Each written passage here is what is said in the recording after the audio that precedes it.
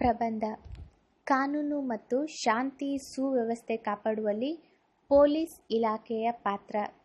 ಲೇಖಕರು ಶ್ರೀ ಶಂಕರ್ ಜಿ ಬೆಳ್ಳುಬ್ಬಿ. ಶಿಕ್ಷಕರು.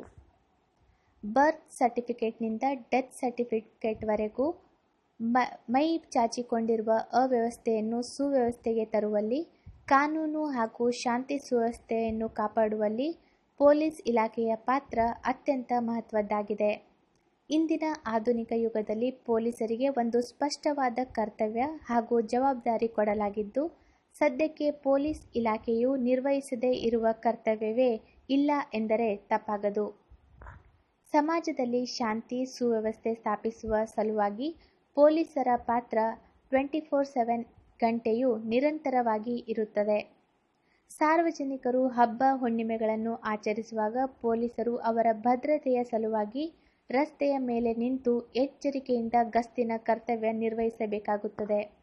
ಹಾಗೆಯೇ ಸಾರ್ವಜನಿಕರು ವಿಶ್ರಾಂತಿ ಪಡೆಯುವಾಗ ಪೊಲೀಸರು ನಿದ್ದೆ ಇಲ್ಲದೆ ರಾತ್ರಿಯೆಲ್ಲ ಗಸ್ತು ತಿರುಗಿ ಅವರ ಆಸ್ತಿಪಾಸ್ತಿಯನ್ನು ರಕ್ಷಿಸುವಲ್ಲಿ ಮುನ್ನೆಚ್ಚರಿಕೆ ವಹಿಸುವ ಮಹತ್ವದ ಪಾತ್ರವನ್ನು ಯಶಸ್ವಿಯಾಗಿ ನಿಭಾಯಿಸುತ್ತಿರುವುದರಿಂದಲೇ ಶ್ರೀಸಾಮಾನ್ಯರು ಸರಳ ಹಾಗೂ ನೆಮ್ಮದಿಯ ಜೀವನ ನಡೆಸಲು ಸಾಧ್ಯ. ಪೊಲೀಸ್ ಇಲಾಖೆಯ ಸುಧಾರಣೆಯ ಹಾದಿ. 1861ರಲ್ಲಿ ಪೊಲೀಸ್ ಕಾಯ್ದೆಗೆ ಅಂಗೀಕಾರ ದೊರೆತಾಗಿನಿಂದಲೂ ಸಾಮಾಜಿಕ ರೀತಿ ನೀತಿಗೆ ತಕ್ಕಂತೆ ಪೊಲೀಸ್ ಇಲಾಖೆಯಲ್ಲಿ ಹಲವಾರು ಸುಧಾರಣೆ ಹಾಗೂ ಬದಲಾವಣೆಗಳಾಗಿವೆ. ಸಮಾಜದಲ್ಲಿ ಶಾಂತಿ ಮತ್ತು ಸುವ್ಯವಸ್ಥೆಯನ್ನು ಕಾಪಾಡುವಲ್ಲಿ ಈ ಇಲಾಖೆಯ ತನಿಖೆಗೆ ಪೂರಕವಾಗಿ 4 ವಿಭಾಗಗಳನ್ನೊಳಗೊಂಡ ಪ್ರಯೋಗಾಲಯವಿದೆ. ಛಾಯಾಚಿತ್ರ ವಿಭಾಗ, ಬಂದೂಕು ಪರೀಕ್ಷಾ ವಿಭಾಗ, ರಾಸಾಯನಿಕ ಪರೀಕ್ಷಾ ವಿಭಾಗ ಅಥವಾ ವಿಧಿವಿಜ್ಞಾನ ವಿಭಾಗ ಮತ್ತು ವಿವಾದಗ್ರಸ್ತ ದಾಖಲೆಗಳ ಪರೀಕ್ಷಾ ವಿಭಾಗ.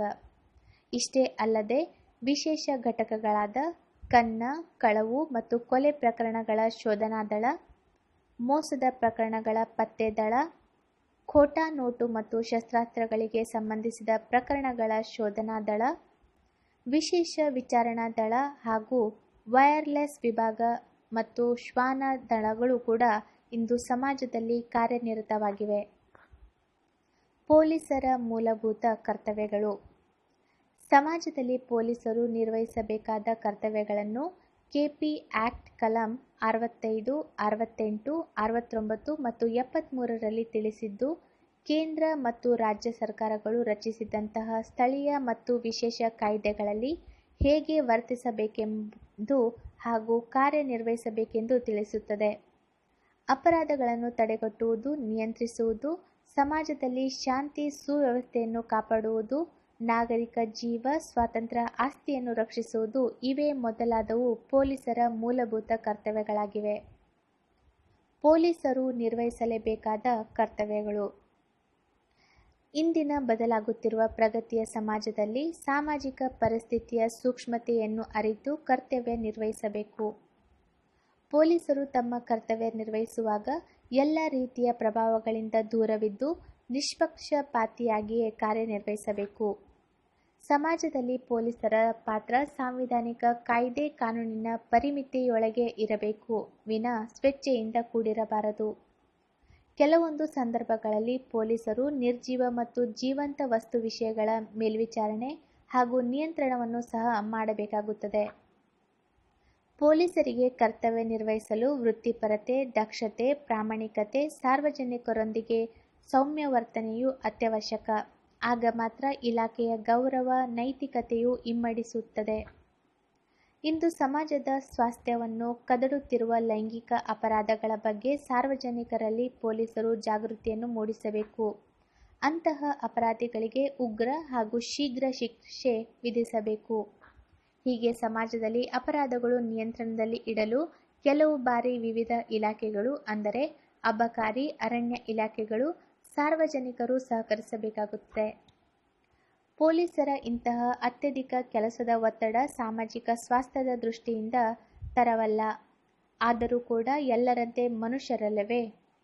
24/7 ಗಂಟೆಯೂ ಕರ್ತವ್ಯ ನಿರತವಾಗಿದ್ದರೆ ಅವರ ಕೆಲಸದ ಒತ್ತಡ ಅಧಿಕವಾಗಿ ಮಾನಸಿಕ ಸ್ವಾಸ್ಥ್ಯ ಹದಗೆಟ್ಟು ಅದರ ಪರಿಣಾಮ ಸಮಾಜದ ಮೇಲಾಗುವ ಸಂಭವವಿರುತ್ತದೆ.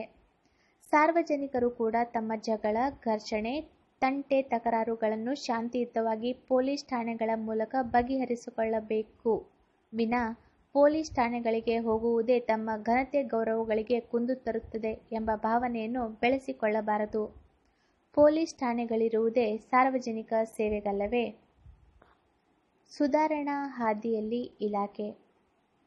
ಜನರ ಸಮಸ್ಯೆಗಳಿಗೆ ಶೀಘ್ರವಾಗಿ ಸ್ಪಂದಿಸುವ ಉದ್ದೇಶದಿಂದ ಕರ್ನಾಟಕ ಸರ್ಕಾರವು ದೇಶದಲ್ಲಿಯೇ ಮೊಟ್ಟ ಮೊದಲ ಬಾರಿಗೆ ರಿಮೋಟ್ FIR ನೋಂದಣಿ ದೂರು ಸ್ವೀಕಾರ ಕೇಂದ್ರವನ್ನು ಕಮಿಷನರೇಟ್ ವ್ಯಾಪ್ತಿಯೊಳಗೆ ಒಳಪಡುವ 105 ಕಾನೂನು ಸುವ್ಯವಸ್ಥೆ ಮತ್ತು 42 ಸಂಚಾರಿ ಪೊಲೀಸ್ ವ್ಯಾಪ್ತಿಯಲ್ಲಿ ದೂರು ದಾಖಲಿಸಿ ಡಿಜಿಟಲ್ ಸಹಿಯ FIR ಪ್ರತಿ ಪಡೆಯಲು ಅನುವು ಮಾಡಿರುವುದು ಇಲಾಖೆಯ ಪ್ರಗತಿಯ ಒಂದು ಮೈಲಿಗಲ್ಲು. ಇದನ್ನು ಪ್ರಾಯೋಗಿಕವಾಗಿ 2014 ನವೆಂಬರ್ 14ರಂದು ಬೆಂಗಳೂರಿನಲ್ಲಿ ಆರಂಭಿಸಲಾಗಿದೆ.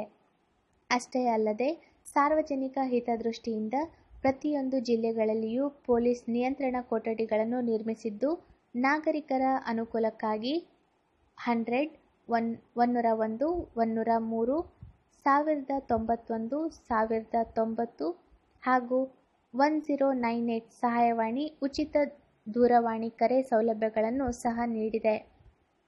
ಈ ಸೌಲಭ್ಯದೊಂದಿಗೆ ಸಾರ್ವಜನಿಕರು ತಮ್ಮ ಸಮಸ್ಯೆಗಳನ್ನು ಪರಿಹರಿಸಿಕೊಳ್ಳಲು ಅವಕಾಶ ಕಲ್ಪಿಸಿದೆ.